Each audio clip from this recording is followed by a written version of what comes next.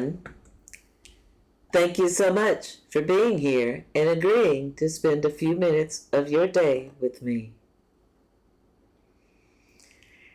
I'm sure those of you who know me and know what my participation is with my favorite podcasters like Dolph, Big Q, Jonah Barnes, TJ Jones, you'll notice that I've been a little absent as of late.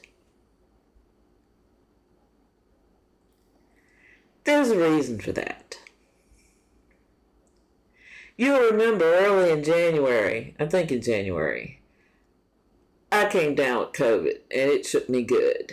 It took me a month to get over it, and sometime after that, to look like myself again. By this time, we're getting into what? Free agency, rumors start trickling out. And we go a little bit further in it, a little more start trickling out. But before that, many of us in Saints Nation were very, very much encouraged by Kellen Moore's non-committal soliloquy about whether Derek Carr would be the starter for the Saints in the 25 season. Maybe we're finally going to get rid of our albatross. Then, after that, it comes down that Derek Carr is going to be the quarterback of the Saints in the 2025 season.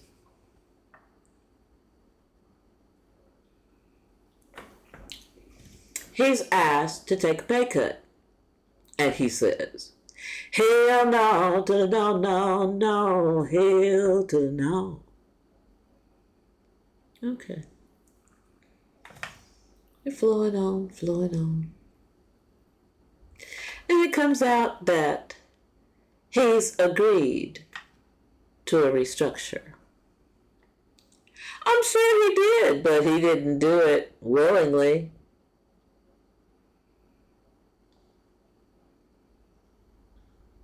And since then, he's come out and said that, he has a bum shoulder and he's liable to have surgery, and he may miss the entire 25 season because of that. Supposedly before then, he had asked for a trade, and Mickey Loomis said, hell no to the no, no, no, hell to the no.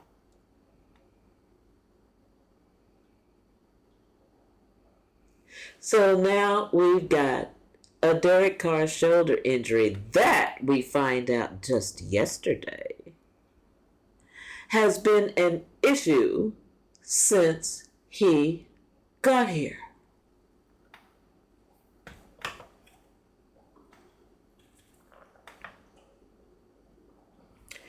Seems like another one of Mickey Loomis's free agent mishaps, don't it?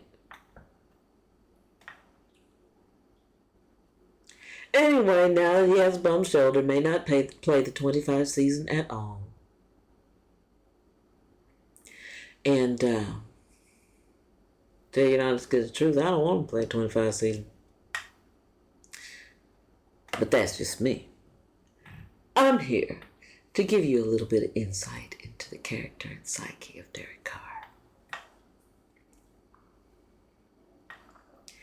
L-Dub for real, I and Derek Carr share the same birthday, March 28th, and you cannot believe the nasty taste in my mouth admitting that.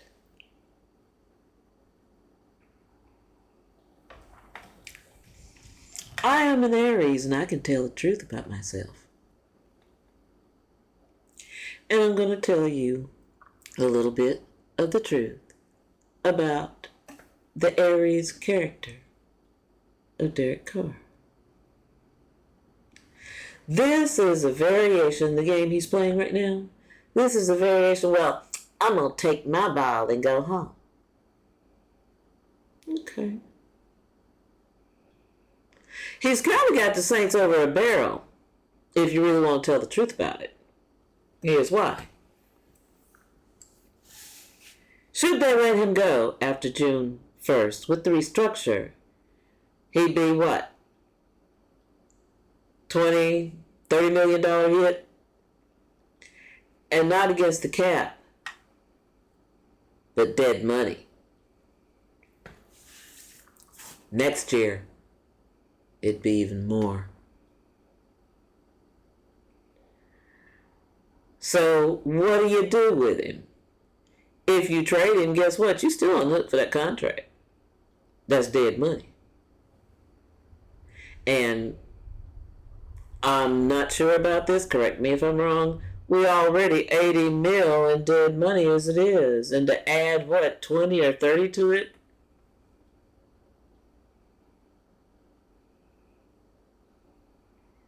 Yeah, he got us over a barrel and he knows it. And if he feels like he's not welcome in New Orleans, that nobody wants him there, it's his own fault. Every other quarterback that's come through and played for the Saints, even way back, bought into the team, the city, and the fans.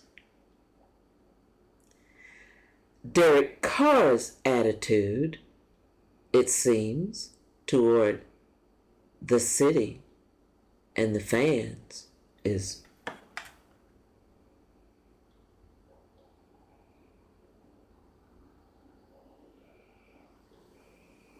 he wants distance between us.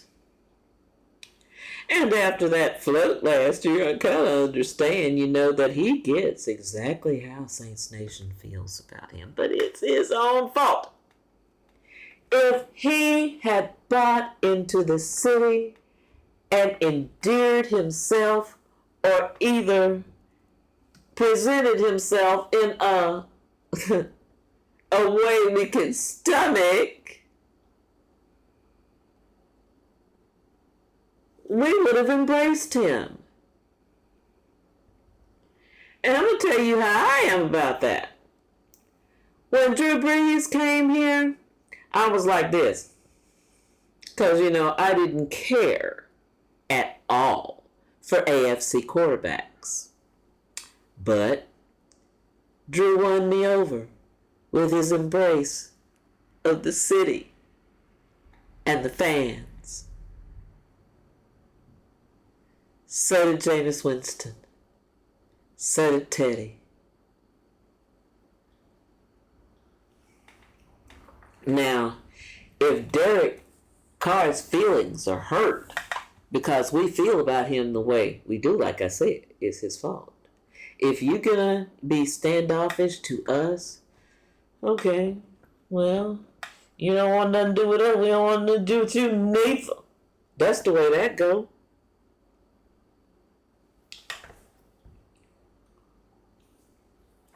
Way I see it, Saints have one of two options. They either try to trade Derek Carr, who in the hell want him, or they keep him here on the Saints and sit his ass down. You don't want to be here, you don't want to play for us.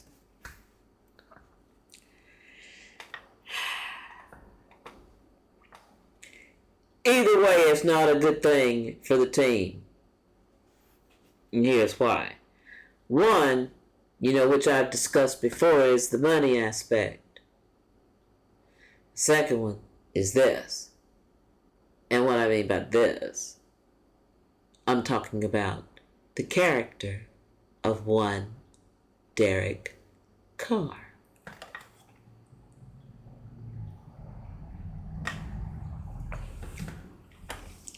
If he stays and Kellen Moore sits in, because I know that Kellen Moore would prefer not to have him as his quarterback. But if he sits, that's what he's going to do.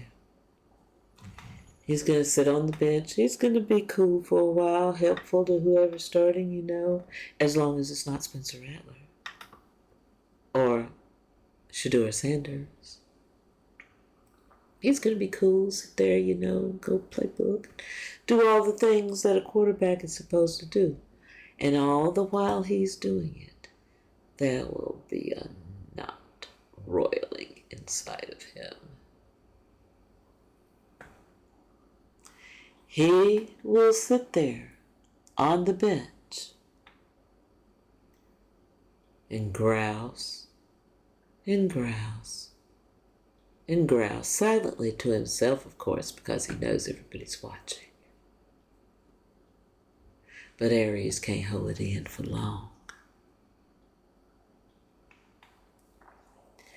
And then after he grouses and grouses and grouses, he will get mad. Oh, it won't out itself in, I ain't going to say most obvious ways, because I think he's but you know what I mean. Passive aggressive, little snide shit, throwing people under the bus on subtle, that kind of shit, like he did Chris Olave. Yeah. And I believe he will get so caught up in his peak and his act, because it's an act. It's an act. That he will become a team cancer. And he will do it deliberately.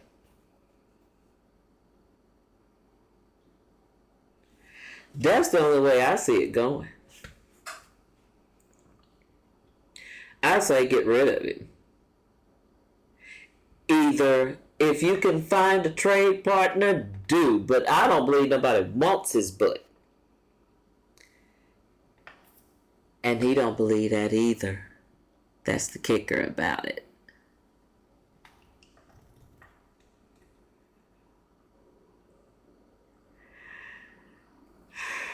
Either way, whether they trade him, it's a financial hit, and they keep him, it's going to be detrimental to the team. Especially if they keep him and sit him.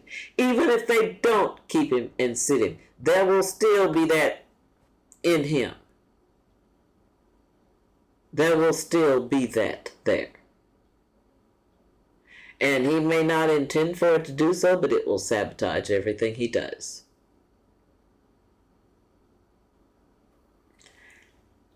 Aries, March 28th. Talking to you about another Aries, March 28th.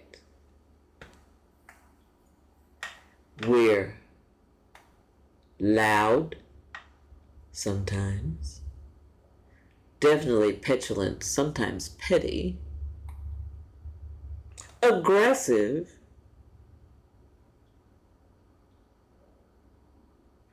quick to anger and hard to appease.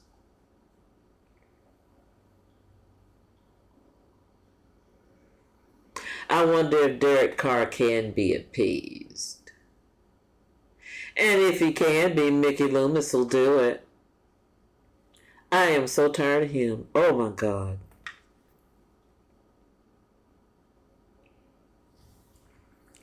The most inept general manager in the NFL, and everybody knows it. It's so embarrassing.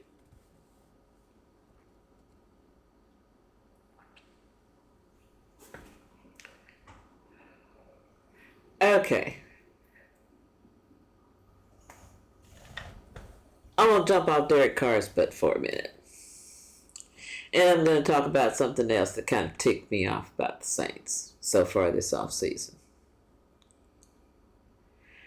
We signed players that had been with us before and been let go. Now, why did we let them go in the first place? Salary cap considerations? I don't know. Was they that good? I don't know. But I'm telling you that I am not impressed with any of their signings so far. Any of them. Because all I see them as is a body to put somewhere. It seems like to me that Mickey has no other consideration but to put a body in a spot. God, he get on my nerves. Loud, my saints. So, all I got to look forward to is the draft. And I got a hit from Brian Pearson. He asked me why didn't I do a draft show,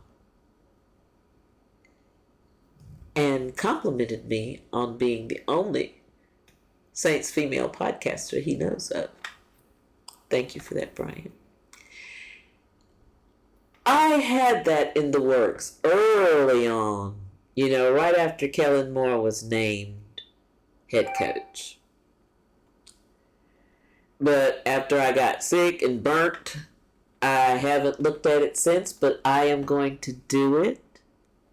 And I am going to put out a draft show just for you, Brian Pearson. I did one in 23. I didn't do one in 24. Because nobody ever gets that stuff right. What does it matter? So, I'm going to go ahead and do it. That's what everybody else does, right? If I want to keep up, remain relevant, that's what I need to do too.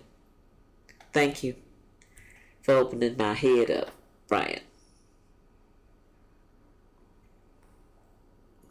So, it's time for me to get off this camera and get to work on 9 picks. So, like I end my shows, whatever happens, whichever way it goes, don't get too mad and don't get too glad.